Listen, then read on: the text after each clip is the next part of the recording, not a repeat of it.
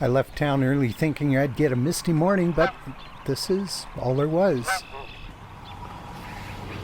The mist may have mostly dissipated, but it left behind some nice sparkles on the roadside grass. It even made the wild oats look good. And the puddles lying around made for some nice reflections. This is the old grain elevator at Brant. The roads, of course, were still a little bit mucky, but not as bad as they had been. And look at that. Nice bright sunshine. Though the sun was shining, all that rain made things pretty wet. This Swainson's hawk looked like it'd been hunting in the muck. I'm pretty sure this mule deer walking through the grain had muddy hooves. The weight of the seed heads on this barley made it lodge over a bit. But the cool, damp morning made it easy for these kingbirds and horned larks to find some bugs to eat. The roads were getting a bit drier as the sun rose, though, and that was nice. They led me to this slough that was nearly dry back in June, and I heard a marsh wren. Easy to hear, really hard to see. I finally found it and got exactly one frame. That's it, one. The wren might have been hard to see, but all that water wasn't. A couple of months ago, this part of Twin Valley Reservoir was nearly dry. Now it's pretty much full. Same with the nearby Clear Lake. And I had some fun playing around along the shore. There was plenty of bright green algae floating around, and just enough of a breeze to cause some ripples that sent it kind of shimmering along the shoreline.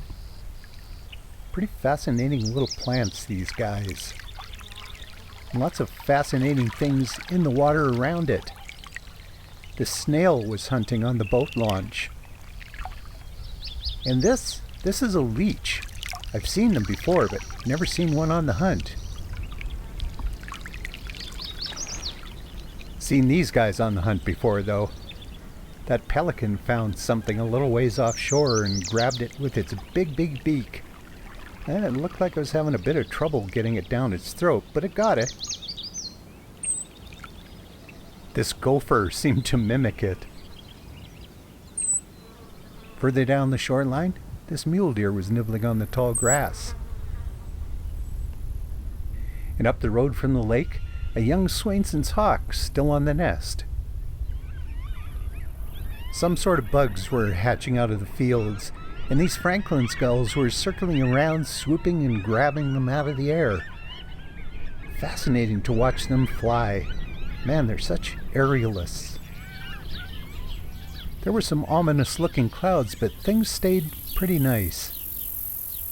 And I nearly fell asleep lying down photographing this barley crop. The beards look nice and soft at this stage. But once they ripen and get run through a combine, those things itch like fiberglass. But they're very nice for the moment. And the day stayed nice too.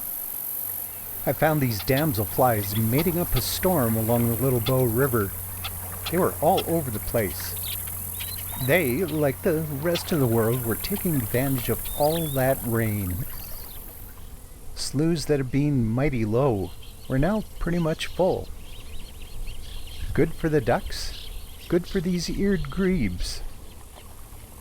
And good for me, too, because there's nothing prettier than a summer sky reflected in that beautiful, calm water. But I'm kind of glad the rain decided to take a little rest. I was getting pretty tired of driving on muddy roads. And though I might regret saying this, I just can't wait until they start getting dusty again.